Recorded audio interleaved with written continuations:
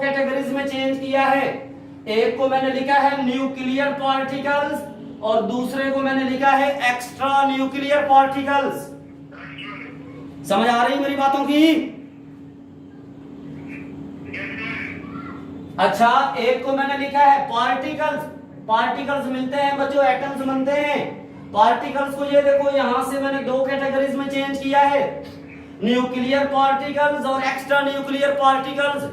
Nuclear particles वो होते हैं जो न्यूक्लियस में पाए जाते हैं, एक्स्ट्रा न्यूक्लियर पार्टिकल्स वो होते हैं जो न्यूक्लियस से बाहर होते हैं। Is it clear? Extra nuclear particle, अरे बाबा न्यूक्लियस से बाहर तो इलेक्ट्रॉन चलते हैं, ठीक है? तो एक्स्ट्रा न्यूक्लियर पार्टिकल्स क्या है? एक ही है जो इलेक्ट्रॉन चल रहा होता है। नेक्स्ट देखिए बच्चों, ये जो न्यूक्लियस पार्टिकल्स हैं इनको मैंने दो कैटेगरीज में चेंज कर दिया है, fundamental nucleus particles and non fundamental nucleus particles. अरे फंडामेंटल पार्टिकल्स न्यूक्लियस के अंदर प्रोटॉन और न्यूट्रॉन नहीं होते। टोटल फंडामेंटल पार्टिकल्स तीन होते हैं, electron, proton and neutron. Be silent. Proton, electron and neutron. आवाज आ रही क्लियर मेरी? इट्स ओके बच्चों, पार्टिकल्स दो कैटेगरीज में चेंज किया है, न्यूक्लियर पार्टिकल्स और extra nuclear particles. Extra nuclear particles का मतलब इलेक्ट्रॉन जो बाहर चल रहा होता है। न्यूक्लियर पार्टिकल्स को दो कैटेगरीज में मैंने चेंज कर दिया है, fundamental nuclear particles and non fundamental nuclear particles. तीन फंडामेंटल न्यूक्लियर पार्टिकल्स होते हैं बच्चों, कौन कौन से? Proton, electron and neutron. अब सुन लो, फंडामेंटल पार्टिकल्स होते क्या हैं? सर ऐसे पार्टिकल्स जो खुद तो किसी से ना बने हों लेकिन इनके मिलने से और पार्टिकल्स बने हों, ऐसे पार्टिकल्स को क्या कहा जाता है? Nuclear particle. यानी कि ये खुद ऐसे पार्टिकल्स को फंडामेंटल पार्टिकल्स कहा जाता है, यानी कि जो खुद किसी से ना बने हो बल्कि इनके मिलाने से और चीजें बना ले। अरे प्रोटॉन, इलेक्ट्रॉन, न्यूट्रॉन इकट्ठे किए जाए तो एटम नहीं बनता? यस सर, ठीक है। तो nuclear particles, fundamental nuclear particles, non fundamental nuclear particles. Fundamental nuclear particle, nucleus में दो फंडामेंटल पार्टिकल्स होते हैं, प्रोटॉन और न्यूट्रॉन। और न्यूक्लियस में और भी काफी पार्टिकल्स हैं जिनको मैंने कहा non fundamental nuclear particles. Is it clear? समझ आ रही बातों की? नॉन फंडामेंटल, सूफी, नॉन फंडामेंटल न्यूक्लियर पार्टिकल्स। ये जो नॉन फंडामेंटल न्यूक्लियर पार्टिकल्स हैं इसमें क्या आता है? न्यूट्रिनो, एंटी न्यूट्रिनो आता है। ये बच्चों मैंने लिखा है पायॉन, ये जो पाय लिखा है ये है पायॉन, इसके ऊपर नेगेटिव लिखा है anti pion. W for boson, W negative for anti boson. ये पॉजिट्रॉन, ये हाइफ्रॉन, ये क्वार्क्स, और क्वार्क्स में आप मजीद देखेंगे up quarks and down quarks. समझ आ रही बातों की? Very good. अच्छा, एक्टिव रहे, क्वेश्चन पूछने जा रहा हूं, इन चीजों की समझ आ गई यहां तक? अच्छा, अब मेरा क्वेश्चन है, मैंने अल्फा ऑप्शन दिया है 3, beta option 2, Charlie option 1, delta option more than 100, delta option more than 100। मेरा क्वेश्चन है, अब मैं अगर आपसे कहूं कि टोटल फंडामेंटल पार्टिकल्स कितने होते हैं? सर 3 होते हैं। कंसेप्ट क्लियर हुआ? टोटल फंडामेंटल पार्टिकल्स कितने होते हैं बच्चों? 3 होते हैं। अब मैं पूछता हूं फंडामेंटल न्यूक्लियस पार्टिकल्स, कि न्यूक्लियस के अंदर कितने फंडामेंटल पार्टिकल्स होते हैं? अरे बाबा न्यूक्लियस में तो 2 फंडामेंटल पार्टिकल्स होते हैं, प्रोटॉन और न्यूट्रॉन। Is it clear? अब मैं कहता हूं एक्स्ट्रा न्यूक्लियर पार्टिकल्स, वो तो एक ही है, इलेक्ट्रॉन नहीं चल रहा होता न्यूक्लियस के इर्द गिर्द। Is it clear? अब मेरा क्वेश्चन ये है कि टोटल कितने पार्टिकल्स होते हैं? तो डेल्टा फिर आएगा मोर देन 100। लिखा हुआ है ना आपकी बुक में, फर्स्ट ईयर की बुक में, कि मोर देन 100 पार्टिकल्स इंट्रोड्यूस हो चुके हैं। Is it clear? क्लियर हुआ यहां तक? लो भाई, आप गेम शुरू हो रही, एक्टिव रहे। एसटीडी, केपीकी, एबटाबाद, लाहौर के स्टूडेंट्स, ये बच्चों देखो मैंने एटम से न्यूक्लियाइड्स की टर्मिनोलॉजी शुरू की है। अब एंटी टेस्ट की बात शुरू करूंगा। लिखा है ना एटम से एरो निकाल के न्यूक्लियाइड्स, लिखा है कि नहीं लिखा? शाबाश। न्यूक्लियाइड किसे कहते हैं? मुझे तो लगता है वो न्यूक्लियस से न्यूक्लियाइड्स की बात कर रहा हूं। किससे बात कर रहा हूं? न्यूक्लियस से न्यूक्लियाइड्स, न्यूक्लियस से न्यूक्लियाइड्स की बात मैं कर रहा हूं। अच्छा, अब हम बच्चों एटम के न्यूक्लियस में चेंज करने जा रहे हैं। कभी मैं प्रोटॉन चेंज कर दूंगा, कभी न्यूट्रॉन चेंज कर दूंगा। इधर देखिए बच्चों, अल्फा ऑप्शन मैंने लिखा है calcium and argon, beta calcium and potassium, charlie मैंने लिखा है कार्बन के आइसोटोप्स। ये 3 आइसोटोप्स है कार्बन के। Delta all of these. Question सुनिए, मेरा क्वेश्चन ये है कि विच वन इज आइसोबार। मैंने आइसोबार पूछा है, अब सुन लो। 3 टर्मिनोलॉजी यूज करने जा रहा हूं। एक बच्चों होता है आइसोबार, एक होता है आइसोटोन्स, एक होता है आइसोटोप्स। कितनी बातें मैंने बोली? ये 3, isobar, isotones and isotopes. Is it clear? सुन ले, आइसोबार देखिए बच्चों, ये जो ऊपर लिखा होता है ये मैस नंबर होता है, ये जो नीचे लिखा होता है ये एटॉमिक नंबर होता है। अच्छा, ऊपर तो फिर इनके सेम है अल्फा ऑप्शन, इनके मैस तो सेम है, और मैस नंबर को ए से रिप्रेजेंट किया जाता है। किससे बच्चों? ए से रिप्रेजेंट किया जाता है। इनकी ये ऊपर मैस लिखी हुई है ये सेम है, ये जो नीचे लिखा होता है ये एटॉमिक नंबर। इट मीन जो आइसोबार्स हैं उनके एटॉमिक नंबर सेम नहीं होते। इसका एटॉमिक नंबर 20, आर्गन का 18 है, तो ये आइसोबार है IB for isobar. My dear students, IB for international bureau न कह देना। समझ आई बात की? LHR students, isobars. आवाज बिल्कुल क्लियर है ना मेरी? शाबाश। आइसोबार किसे कहते हैं? तो फिर सुनिए, आइसोबार वो होते हैं जिनमें क्या होता है?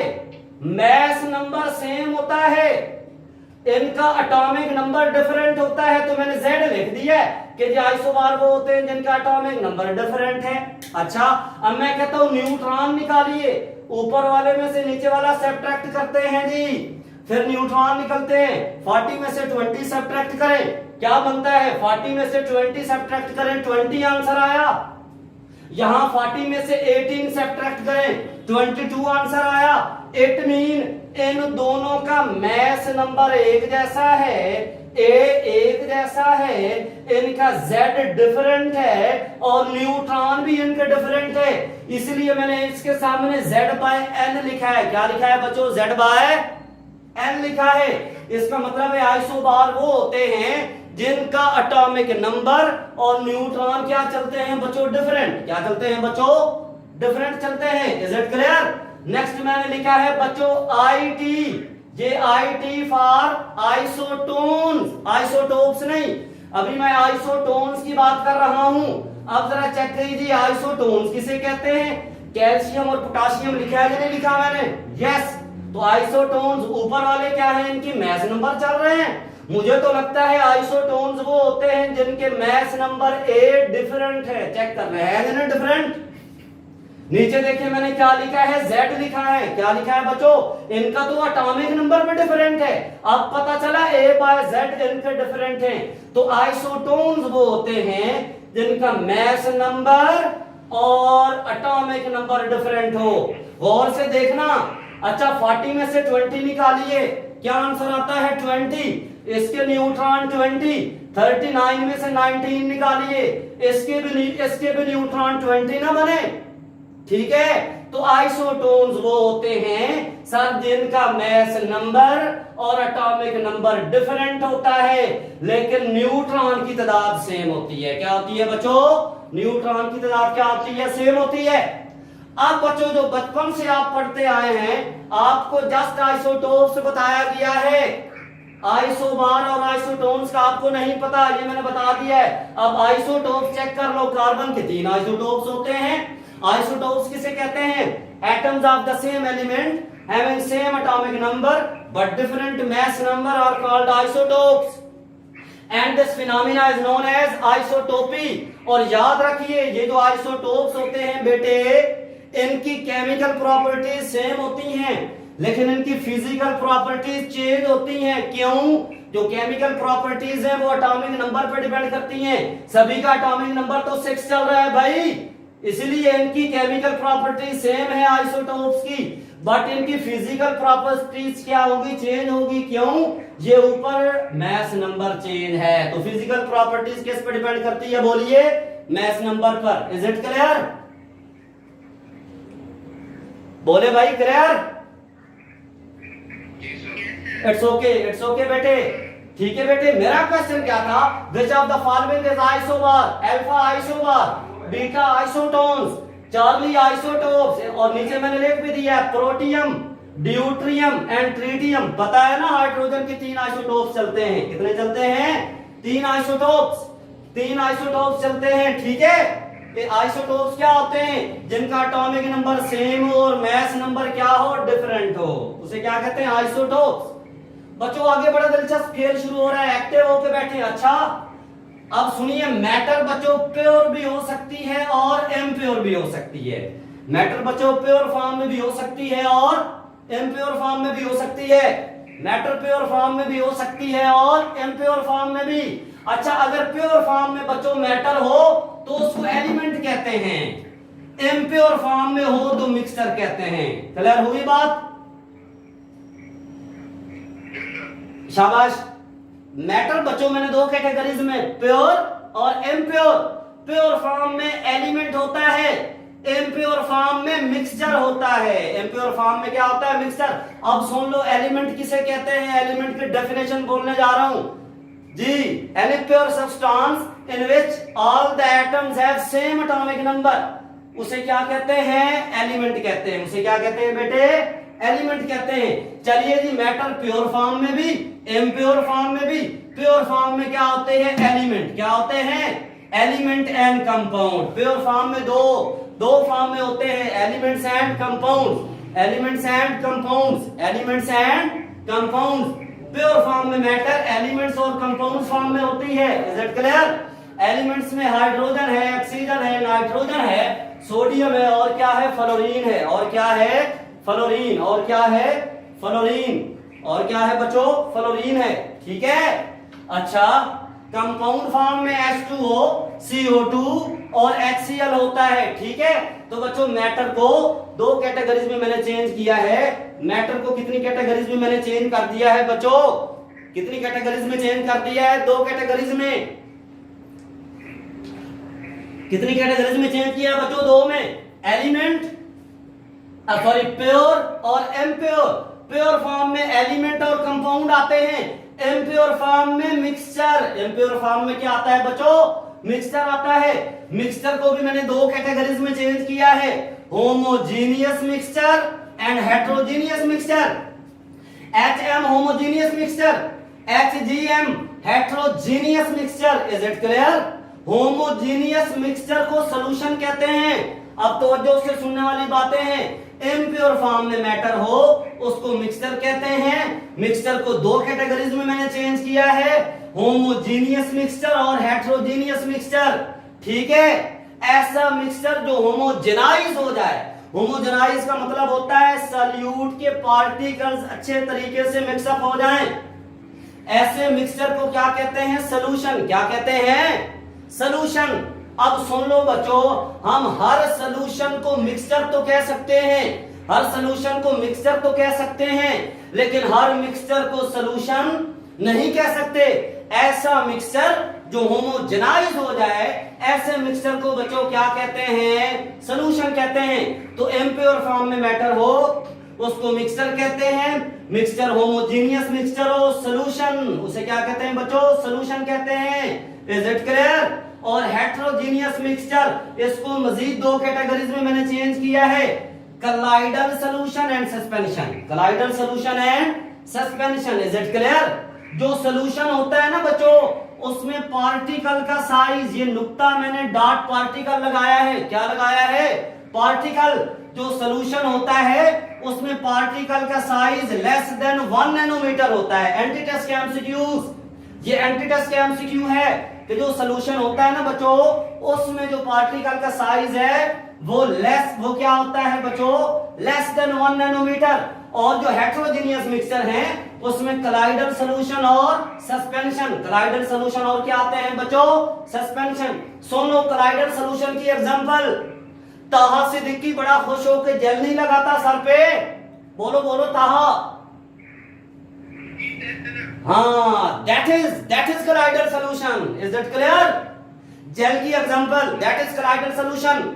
सस्पेंशन सुन लो, कलाइडल सॉल्यूशन में बच्चों पार्टिकल का साइज 1 नैनोमीटर से 100 नैनोमीटर के दरमियान होता है। क्या होता है बच्चों? 1 नैनोमीटर से 100 नैनोमीटर के दरमियान होता है। और सस्पेंशन किसे कहते हैं? बड़ी खूबसूरत एग्जांपल दे रहा हूं बेटे। अच्छा, सुना है मामा कभी कभी आटा भी घूमती है, ताहा सिद्दीकी, यस करो।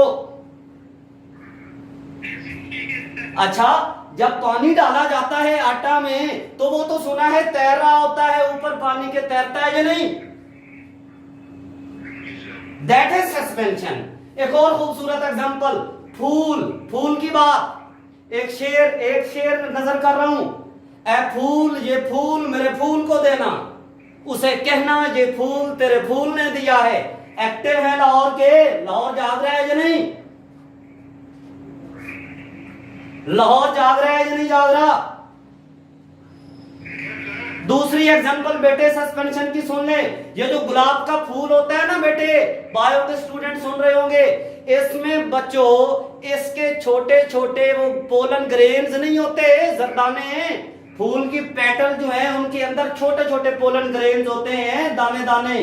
उसको उठा के पानी में डालें, वो तैर नहीं रहे होते। That is suspension, that is suspension. Suspension की एग्जांपल क्लियर हुई या नहीं हुई?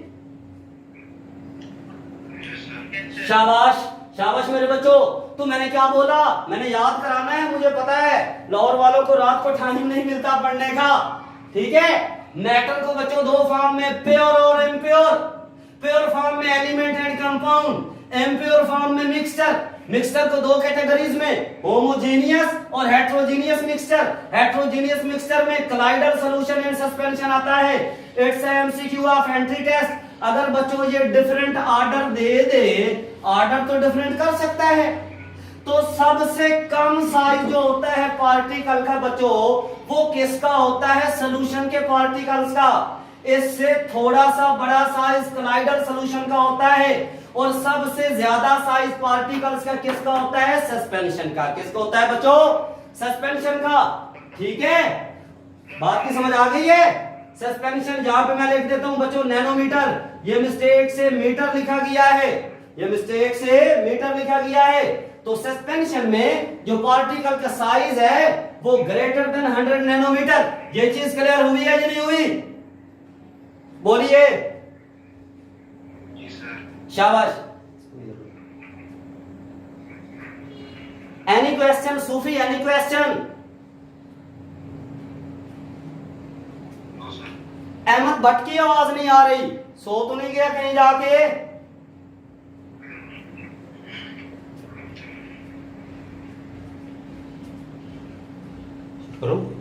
नेक्स्ट देखिए बच्चों, यहां तक ये हिस्सा मैंने क्लियर किया है।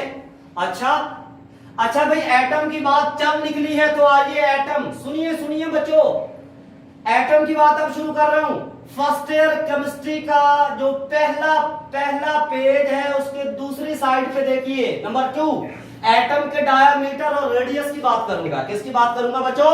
एटम के डायामीटर और रेडियस। ये एंटीटस के एमसीक्यू हैं, ठीक है। अच्छा, एटम को आप देख सकते हैं?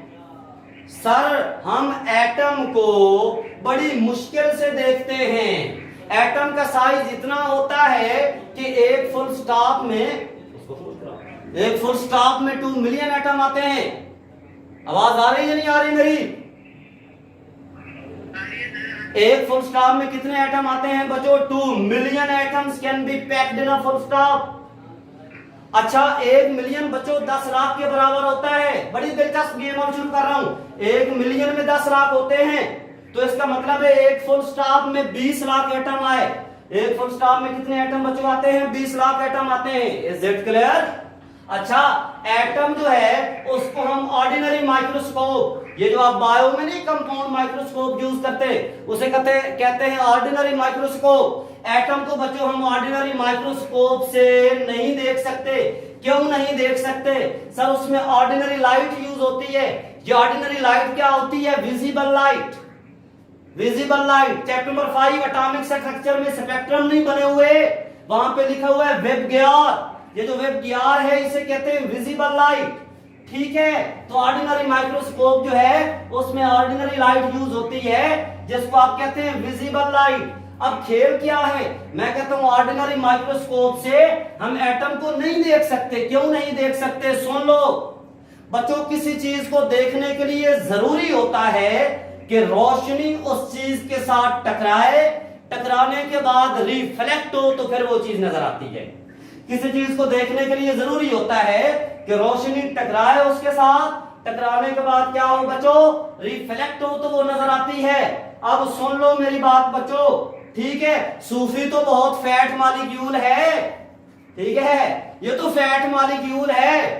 सूफी के साथ तो ट्रक टकरा जाएगा, क्या कहने? ठीक है बच्चों, लेकिन गौर से सुन लो बेटे, एटम का साइज बहुत छोटा होता है। ये मैंने डॉट और साइज लिखा है, ये किसका? एटम का साइज। और जो विजिबल लाइट है, wave length of visible light, इसकी वेवलेंथ क्या होती है? बहुत ज्यादा। ये मैंने क्या लिखा है? साइज लिखा है एटम का। और वेब गियर विजिबल लाइट इस पे फेंक रहा हूं। विजिबल लाइट की वेवलेंथ बहुत ज्यादा होती है। मैंने कहा है कि चीजों को देखने के लिए जरूरी है रोशनी टकराए और रिफ्लेक्ट हो। रोशनी टकराए और बोलिए जी रिफ्लेक्ट हो। अरे बाबा ये छोटा सा एटम है, ये छोटा सा, वेवलेंथ तो बहुत ज्यादा है, नजर आ रहा है ना? ये तो ऊपर नीचे से गुजर गई है, कोई टकराई है ये वेव? ये कोई वेव टकराई है पार्टिकल से? नहीं टकराई। जब ये टकरा ही नहीं सकती, एटम का साइज ही बहुत छोटा है, ऑर्डिनरी लाइट की वेवलेंथ बहुत ज्यादा है, तो फिर एटम कैसे नजर आएगा? क्लियर हुई बात कि ऑर्डिनरी लाइट से हम एटम को क्यों नहीं देख सकते? Is it clear? Very good. अच्छा, देखना तो है एटम को, हमारी भी जिद है, हमारी भी जिद है बच्चों। आइए इलेक्ट्रॉन माइक्रोस्कोप लेते हैं, इलेक्ट्रॉन माइक्रोस्कोप लेते हैं बच्चों। जो इलेक्ट्रॉन माइक्रोस्कोप होती है उसमें बच्चों इलेक्ट्रॉन बीम चलती है। उसमें क्या चलती है बच्चों? इलेक्ट्रॉन बीम चलती है। तो जो इलेक्ट्रॉन जब भी कोई पार्टिकल चलता है उसकी वेव भी होती है। क्या होती है बच्चों? वेव। तो जो इलेक्ट्रॉन बीम है उसकी वेवलेंथ छोटी है और विजिबल लाइट की वेवलेंथ क्या है बच्चों? बहुत ज्यादा है। तो जब इलेक्ट्रॉन बीम टकराएंगे, इलेक्ट्रॉन माइक्रोस्कोप लेंगे, इलेक्ट्रॉन बीम टकराएंगे, उसकी तो वेवलेंथ कम है, वो तो स्ट्राइक नहीं कर जाएगी इस पर। और अगर स्ट्राइक करेगी तो कुछ ना कुछ तो एटम नजर आएगा, आएगा या नहीं आएगा? और फिर हम इसको मैग्नीफाई करके देखते हैं। क्या देखते हैं? Magnify. Very important MCQ, entry test का एमसीक्यू आ रहा है। मैंने अल्फा ऑप्शन लिखा है 10 रेज़ की power -10 metre, R 0.1 metre, beta 0.2 nanometre, charlie मैंने 2 मल्टीप्लाई बाय 10 रेज़ की पावर -10 मीटर लिखा है। डेल्टा मैंने बी एंड सी लिखा है। क्या लिखा है बच्चों? B and C. Is it clear? अच्छा, मेरा क्वेश्चन ये है बच्चों कि एटम का डायामीटर बताओ। एटम का डायामीटर कितना होता है? तवज्जो से सुनिए, ये बात नजर आ रही है या नहीं आ रही? यहां से देखिए। अच्छा, एटम का बच्चों डायामीटर होता है 2 एंगस्ट्रॉम। कितना होता है बच्चों? 2 एंगस्ट्रॉम। एटम का डायामीटर कितना होता है बोलिए? 2 एंगस्ट्रॉम होता है। एंगस्ट्रॉम आपने कहां पढ़ा है? चैप्टर नंबर 5 एटॉमिक स्ट्रक्चर में लिखा हुआ है ना, रेडियस ऑफ हाइड्रोजन 0.529 एंगस्ट्रॉम लिखा हुआ है वहां पर। तो डायामीटर होता है 2 एंगस्ट्रॉम। 2 मैंने एज 8 लिखा है। एक एंगस्ट्रॉम बच्चों 10 रेज़ की पावर -10 मीटर के बराबर होता है। एक एंगस्ट्रॉम किसके बराबर होता है बोलिए?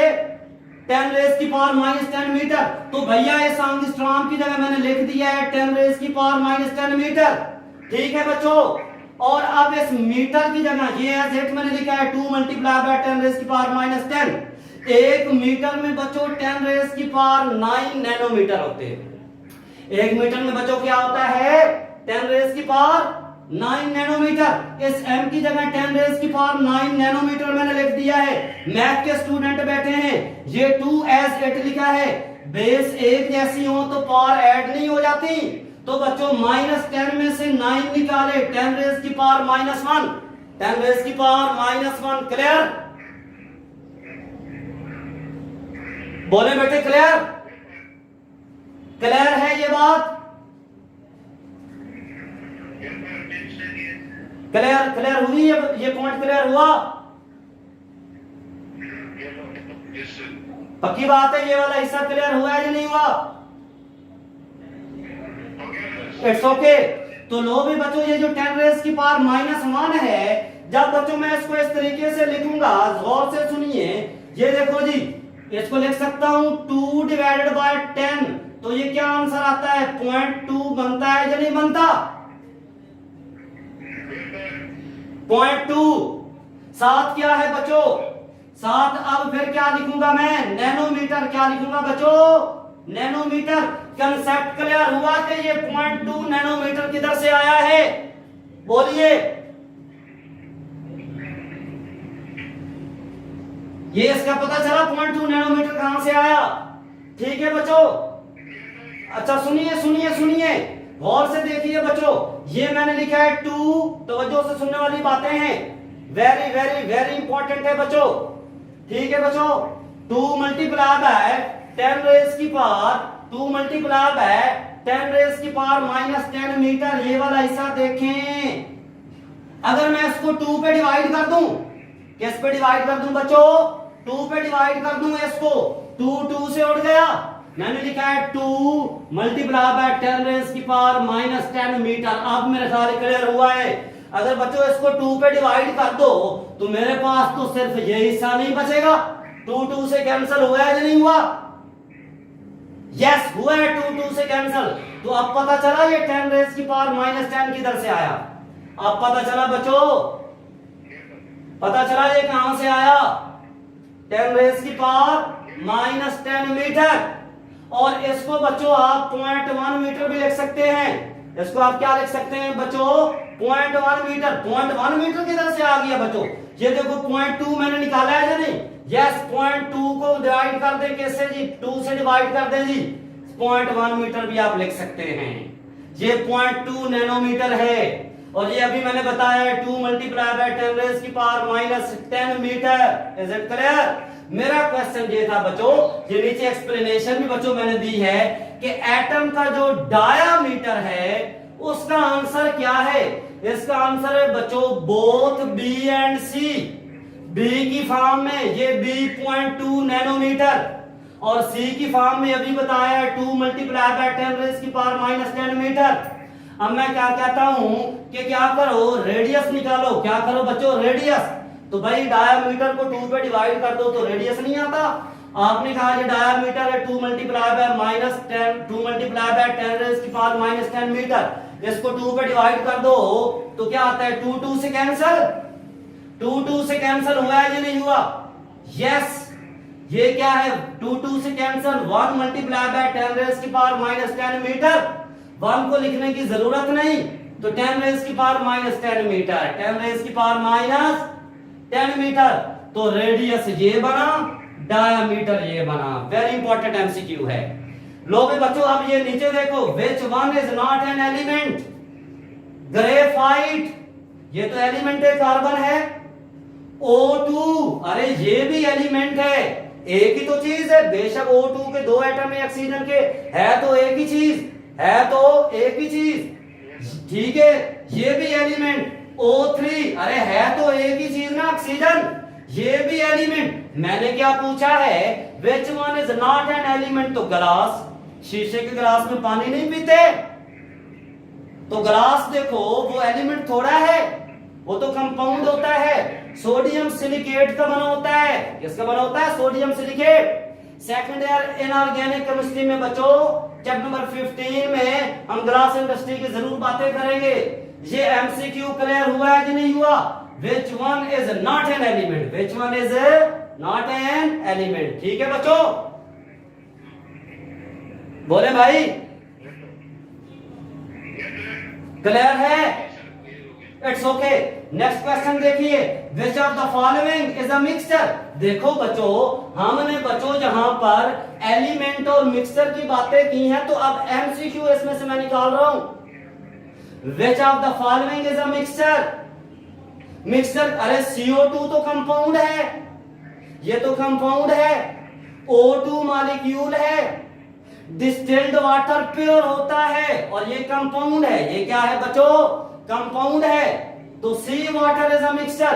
अरे समंदर के पानी में तो काफी चीजें नहीं होती, पानी भी होता है, मुख्तलिफ साल्ट भी होते हैं, मुख्तलिफ क्या होते हैं बच्चों?